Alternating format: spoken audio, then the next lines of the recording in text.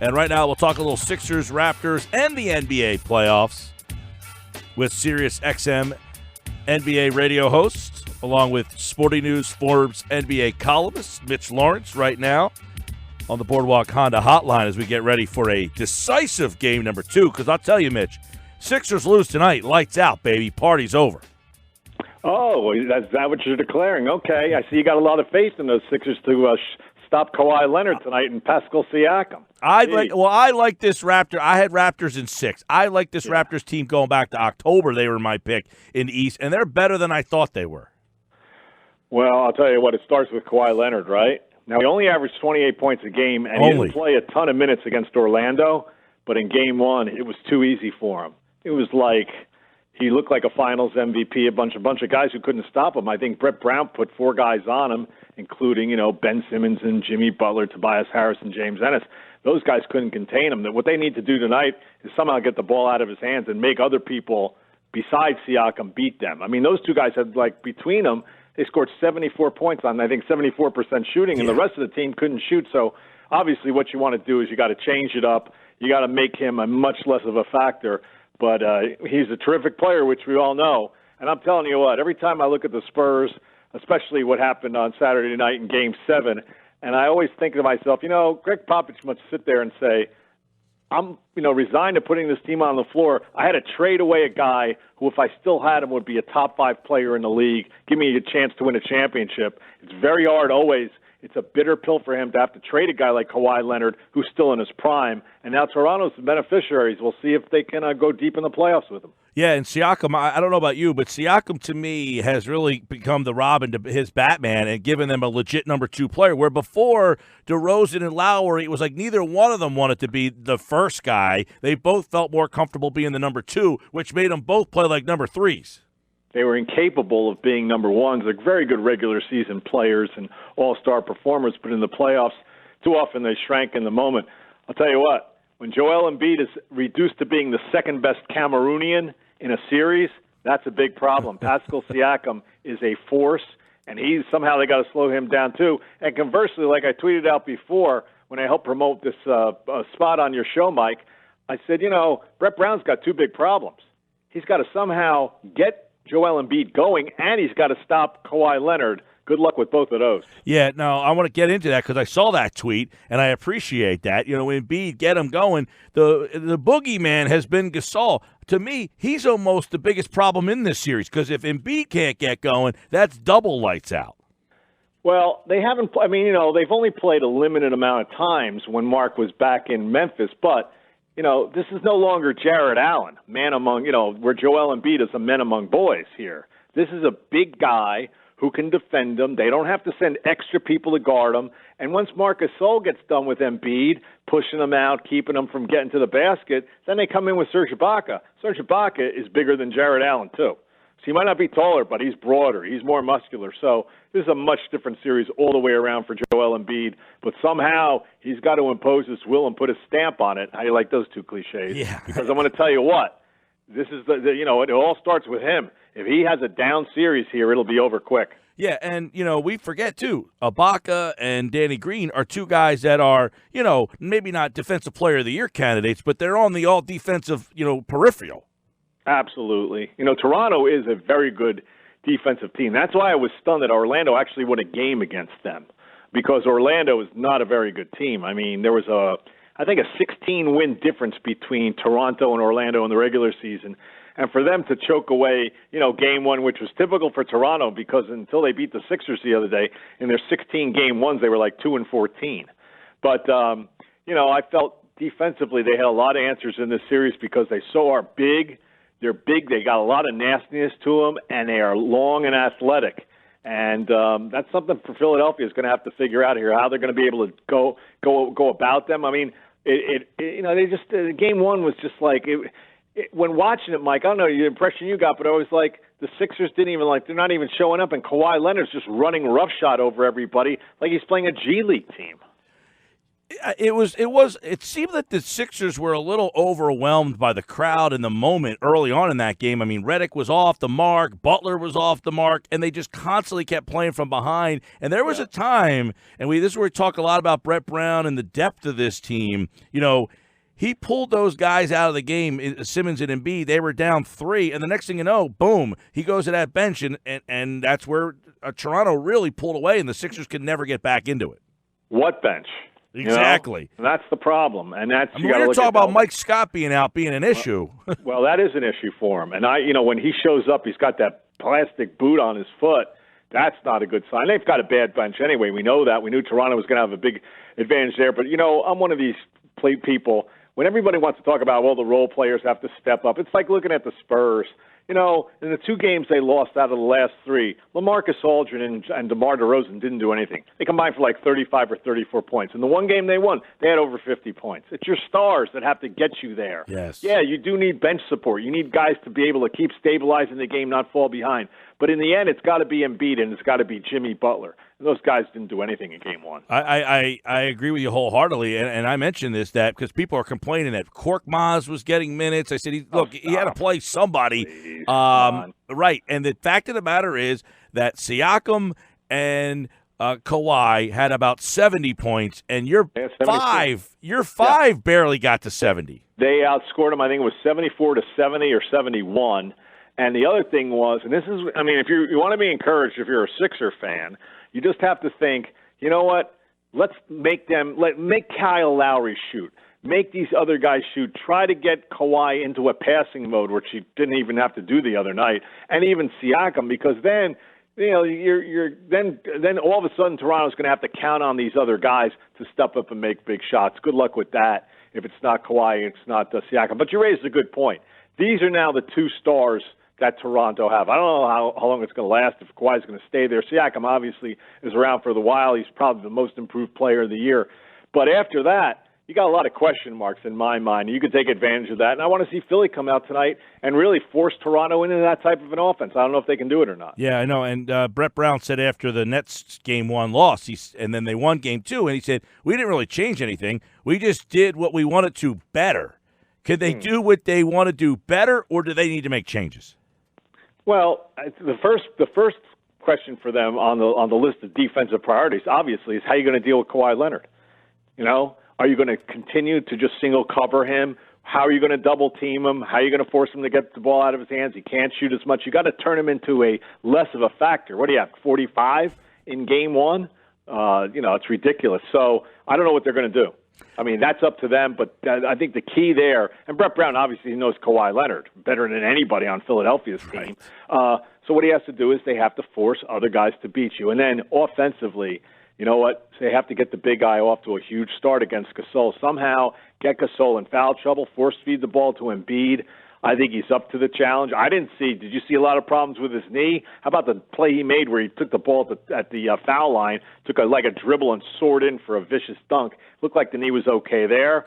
But they've got to ride him and ride Ben Simmons and Jimmy Butler and get this thing back to Philadelphia 1-1 and put a lot of pressure on Toronto. Yeah, that's the bizarre thing is when he plays, he looks like he has no ill effects or injury issues, but he just seemed not injured the other day. He seemed disengaged almost, right? Well, it was weird, but he did say after the game, he said their 2 stars showed up, but I didn't show up, which was basically the money quote of all money quotes to sum up game 1. And I don't know what, it's very weird with him. He has great display of emotion, but for him not to really take charge and to be neutralized by Gasol. And I tell you what, a lot of people going in were pointing that out, that Gasol has the type of defensive game where he physically can deal with Embiid, and Embiid was not going to be able to run roughshod like he did against Jared Allen in the Knicks. Have you ever seen a team that has more gas problems? He had missed practice today again, gastroenteritis, Joel Embiid. This team constantly has that problem. Well, you know what? This type of year, nobody's looking for excuses. Jeez. Everybody, my God, look what the Rockets are doing over in the Western Conference, talking about the officiating, talking about this audit they did of the game last 7 in Game 7. They don't talk about the 27 misses in a row from three-point line and the terrible game they played, blowing that lead after the half. All they talk about is the problems with the officials. So nobody wants to own this stuff. Everybody's got excuses coming in. This is the playoffs. You got to man up here. All right, we're going to get into these other series with Mitch Lawrence from SiriusXM NBA Radio. Sixers lose. That game's tonight. Game 2, big one.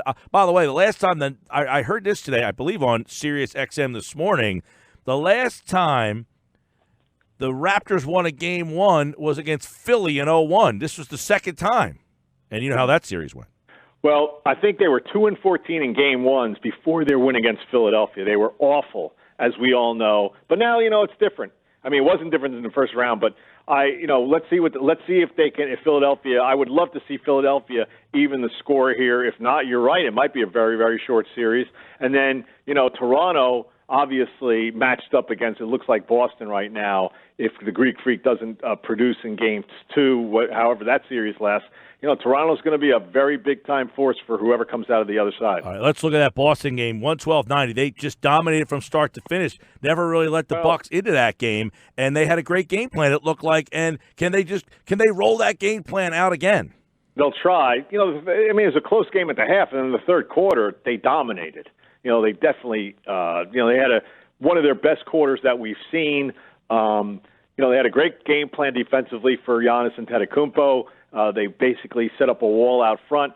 What Mike Budenholzer and the Bucks have to do is they got to put him in the post and let him operate and let him go closer to the basket and either pass out from there or jump over people and make his moves from down in the block, because they were very, very, especially that third quarter. Boston's got a better team. They got a better roster. We know that. They're well coached. This whole thing about what happened in the regular season, I think it was Kawhi Leonard who talked about when they started turning it around, in the Indiana series, which they swept. He said, well, in the regular season, that's one thing. Now the stakes are higher. Yep.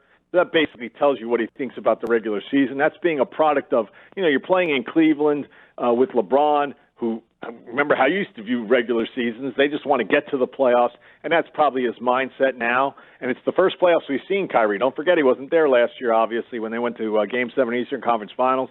But they got to, they have a lot of answers for Milwaukee here, and this is going to be you talk about a must-win. Obviously, Milwaukee can't go to on their home court.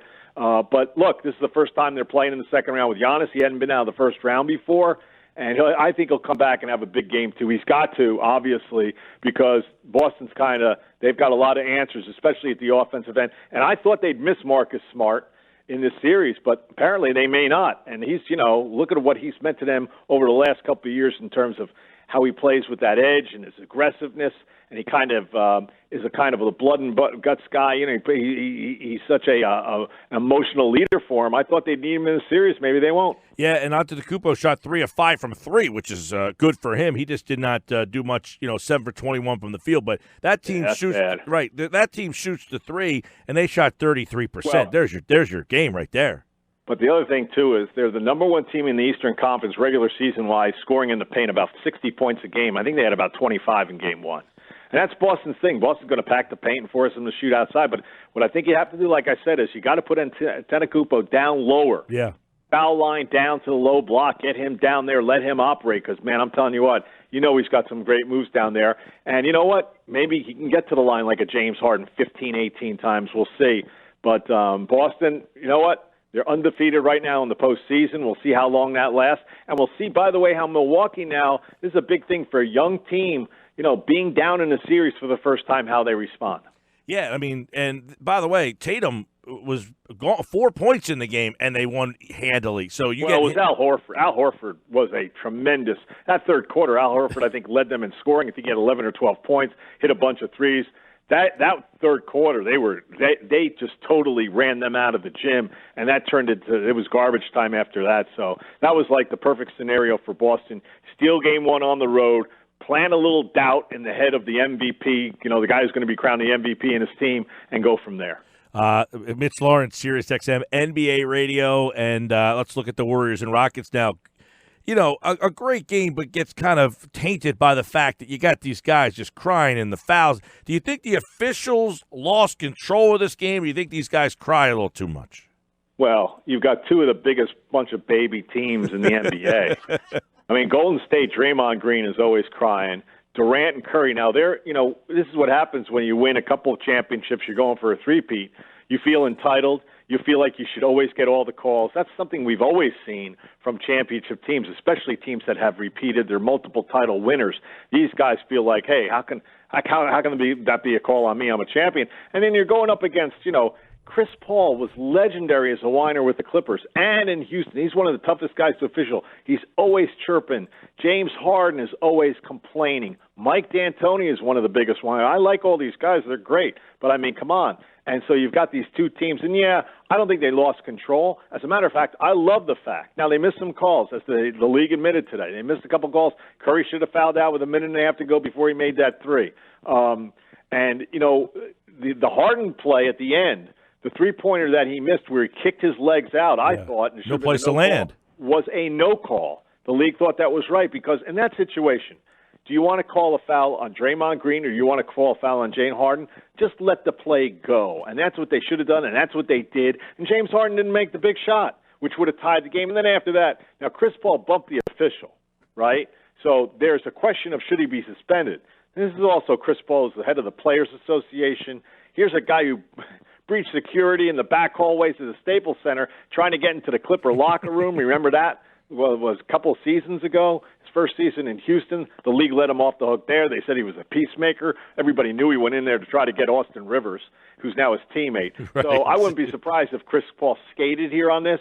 But Chris Paul, man, he's a tough guy to officiate. And, the Rockets, as much as we say they've got to tone it down with the officials, they'll be game two. I guarantee you they're going to come back and they're going to be moaning and miserable, and they're going to be complaining and crying about the lack of calls that Harden gets and the lack of calls that Chris Paul gets. That's part of their fabric. That's part of their DNA. Yeah, well, Kevin Durant's playing on another level, and if he does it, if you can't great. stop, you can do whatever you want. If he's going to hit shots like he's hit, what's he shooting, like 68% from the field the last month?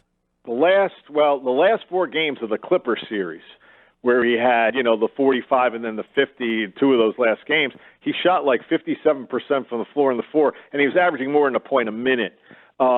There is a narrative that Curry is the most important player on the team and Durant's the best. I think the narrative is changing. I think Durant right now is showing you he's the most important player on Golden State because Curry didn't do much yesterday until he bombed in that three, and then, of course, he's got to, do the little dance deal, which drives you nuts because he hadn't played a good game up to that point. The thing about Durant, though, that gets lost in all this stuff is he had a key turnover late, right before the Harden miss at the end. If you remember that play, that gave Houston the chance to tie that game up, and then all hell broke loose after the Harden miss with the Chris Paul technical getting ejected and all that. As bad as Houston shot at times, as bad as they played, and it still had a chance to win the game. Yeah. So you take away all the refereeing nonsense and all the complaining and the crying, Houston's got to feel like, you know what, we had our opportunity. They don't lack confidence against the Warriors. They know being up 3-2 last year, they can get the job done. They probably feel like this was throwing away a golden opportunity. I think Chris Paul at the press conference after the game said he's got to be smarter than what he was in terms of getting thrown out and all that stuff. But this is going to be a very, very close competitive series, obviously. Mitch Lawrence, SiriusXM NBA Radio here on the Sports Bash. And then we got the series that no one's given a lot of attention. But this Portland team, all of a sudden they feel like, man, we might be the lower seed, but we've been playing well, and Denver seems like they're beatable, and people are starting to find out that this Portland team is pretty interesting. So this series, which isn't getting the attention, it could be very intriguing if Portland, the lower seed, can get a win here in Denver. And they can. I mean, look at the level Damian Lillard's playing from. Have you ever seen a guy close out a series with like a 42-foot or whatever, 40-foot shot from basically on the Portland Trail Blazer, one step away from the logo? That still is an amazing play to close out Oklahoma City. And then he waves goodbye to the Thunder. A great series, very contentious series, a lot of hatred there between the two teams. He got back at him good. And you know what? In the 4 games they played in the regular season, he didn't do very well. He only averaged 21 points on like 37% shooting against Denver. I can't sit here and tell you what they did because I didn't see them play once. But the one game that Portland won was at the end of the year, Mike. Jokic, Paul Millsap, and Jamal Murray all sat out. So keep that in mind. So it seems like Denver definitely has the upper hand going in. They've got the home court. Now they lost the home game, obviously, to the Spurs. So they're not invincible exactly in Denver, but they did a great job. What I loved about Denver is they grew up in the first round. They were very shaken in game one. It looked like they were the moment was too big for them. And what they do in the series, they came back from a 2-1 deficit, right? Took a 3-2 they came back at one point and they regained the lead in the series, which is very impressive what they did. Obviously, they got forced to have to play game 7. They survived that. They had a terrible fourth quarter until, Murray hit the big shot. Jokic didn't do anything in the fourth quarter. He missed 8 or 9 shots. But I love the fact that a young team falls behind in a playoff series, then wins a couple games in a row to take the series and then win the big game 7. That tells you a lot about the development. You got to be impressed with Jokic. Right now, if you're ranking who's playing the best among all the players in the NBA in the playoffs, you probably have to start with Durant. You probably go with Kawhi Leonard, what he did last game. You go with a guy like Lillard, and Jokic has to be right there. Those might be your top 4 guys. And I'll tell you what, Denver will have their hands full, I still think, because the backcourt of Portland, Lillard's playing at a tremendous level. People are talking about, you don't see him much. He was All-NBA last year. I think he finished 4th or 5th in the MVP voting. And that's a pretty good job by him. What I love about him, is that he's a guy who never talks about, hey, I'd like to go join so-and-so and play with the Lakers, or I'd like to go to the Warriors, his hometown is Oakland, or I'd like to go here or there and team up with guys. He loves being in Portland. He loves being the number 1 guy. This might be the year. And how about the narrative for them, Mike? They're a team that last year this time, people were talking about, you got to blow that team up. They got swept out of the first round by the playoffs, by the Pelicans. It looked like that whole backcourt thing was a disaster. Terry Stotts needs to be fired. The GM, Neil Olshey, needs to go. And now they have a chance to get to the conference finals. That's a pretty good story for them. I do. I like that story. And, Denver, too, give them a lot of credit because a lot of people were picking against them. And you had DeRozan and Aldridge, 2 guys with a lot of playoff. Now, they've had some playoff failures, those 2, but they had more experience. They had Popovich against Malone. I mean, if you're looking at coaching, and they pulled that game out somehow. So you got to give. I agree with you. Denver kind of. Well, they looked like a deer in the headlights. Both those teams at the first half of that game on what night was that? Saturday night. Well, that was game 7, late Saturday night. That was bad. But DeRozan and LaMarcus Aldridge, when they're not, like I said before, these are your stars, your alleged stars. These are the guys who you pay the most to. You've built your team around them. Can you give me more than 35 points combined in a game 7?